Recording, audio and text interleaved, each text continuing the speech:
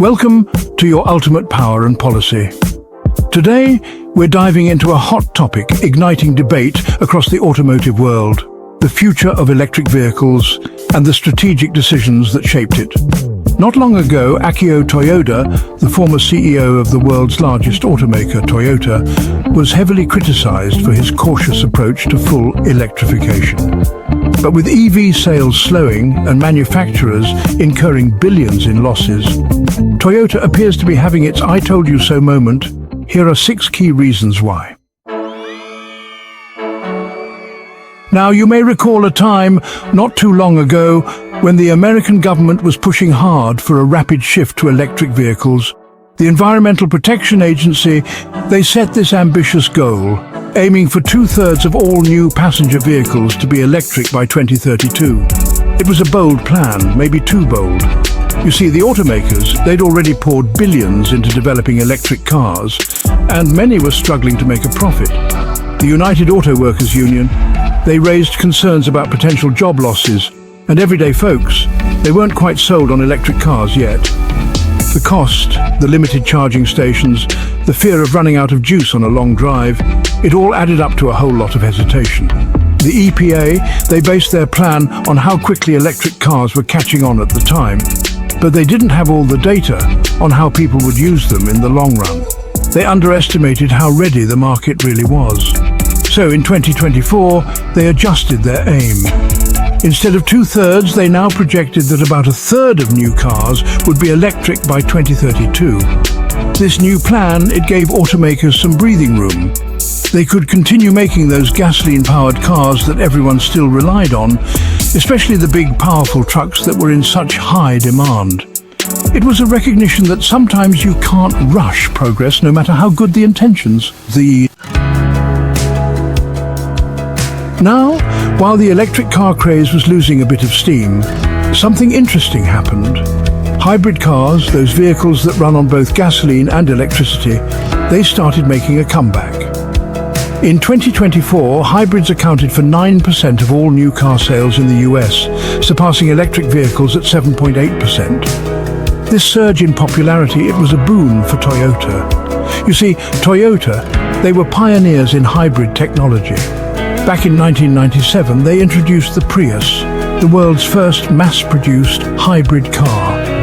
And while other companies were pouring all their resources into electric vehicles, Toyota kept refining and improving their hybrid technology. In 2023 alone, they sold over 3.4 million hybrids worldwide. They knew folks weren't quite ready to go all electric just yet. They understood the appeal of a car that could run on electricity for short trips, but still had the flexibility of gasoline for longer journeys. They saw the value in offering a more affordable, readily available option that could still lessen our impact on the environment. It's a strategy that seems to be paying off. Now, one of the biggest hurdles for electric cars has been the disconnect between what governments want and what people actually need.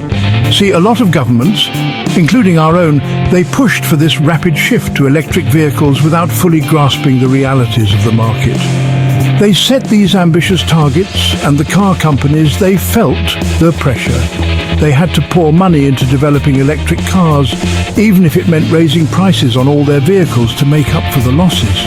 And folks, they weren't always too keen on paying more for a technology that wasn't quite there yet. Reports started surfacing that car manufacturers were losing an average of $6,000 for every electric car they sold. Now, that's not a sustainable business model, no matter how you look at it. Toyota, they took a different approach. They listened to their customers, to the folks at the dealerships who knew what people were really looking for in a car. They understood that forcing electric cars onto a market that wasn't ready was a recipe for disaster. They weren't afraid to say, "Hold on, we'd rather pay the fines or buy the credits than build electric cars that people aren't ready to buy." And you know what? As other car companies started delaying their electric car launches and rethinking their strategies, Toyota's decision to stick with hybrids and introduce electric cars at their own pace, well, it started to look pretty smart. Chapter 4. In the car business, just like in life, You can't do much good if you're not around to do it. You need to be profitable, to have the resources to keep innovating, to keep making things better. While a lot of car companies were struggling to make ends meet after betting big on electric cars, Toyota, they were quietly racking up record profits. In 2023, they sold 11.2 million vehicles worldwide, and a big chunk of those sales, they came from their trusty hybrids. By the first 9 months of their fiscal year, which ended in December 2023, they had earned a staggering $27 billion, almost double what they made the year before. Now, compare that to Ford, who lost $5 billion on their electric car ventures in 2023. They had to cut production of their electric F-150 pickup truck in half and put the brakes on $12 billion worth of future investments in electric vehicles. General Motors, they delayed the production of their electric Silverado and Sierra trucks until 2025. Even Tesla, the electric car darling, saw their profits grow by a modest 19% in 2023, totaling $15 billion. Now, don't get me wrong, profit isn't everything, but it sure does give you the freedom to chart your own course, to invest in the future, and to build cars that people actually want to buy. Chapter 5. Now, Akio Toyoda, he never said he was against electric cars. What he did say, time and time again, was that the technology just wasn't ready for prime time, not for the mass market. See, electric cars, they may promise zero tailpipe emissions, which is a good thing, but they also come with their own set of challenges. They're expensive, their batteries have limitations, and their range can be a real problem in certain conditions. In 2023, the average electric car in the US cost somewhere between $55,000 and $60,000, which is a lot of money for most folks.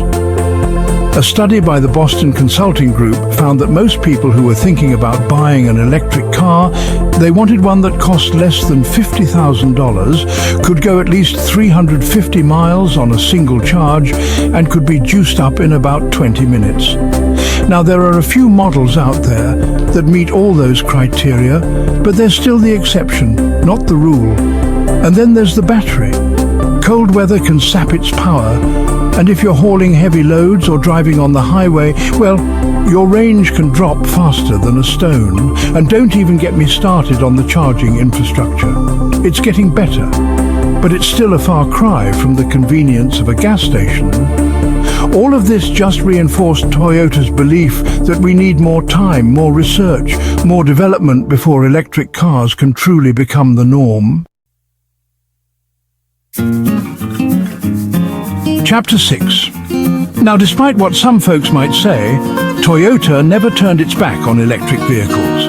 They just didn't buy into the idea that battery-powered cars were the only way to a cleaner, greener future. They believed in keeping their options open, in exploring every avenue. They championed a strategy of diversification, investing in hybrids, plug-in hybrids, hydrogen fuel cells, even alternative fuels. They knew that the world was a complex place, and there wasn't going to be a one-size-fits-all solution. Toyota's leaders, they looked at the global landscape and they saw that full electrification, it just wasn't feasible for everyone, not yet anyway. They predicted that electric vehicles might eventually capture about a third of the global car market, but not much more, and their investments reflected this belief. They poured money into developing hydrogen-powered cars that ran on combustion engines fueled by hydrogen. They even unveiled a prototype engine that ran on ammonia, and they were putting it through its paces, testing its endurance. This commitment to innovation, to exploring every possible path to a sustainable future, it's what set Toyota apart. That's all for today's episode of Power and Policy. If you enjoyed this deep dive into Toyota's strategy and the shifting landscape of electric vehicles, don't forget to like, subscribe, and turn on notifications. We'll see you in the next episode.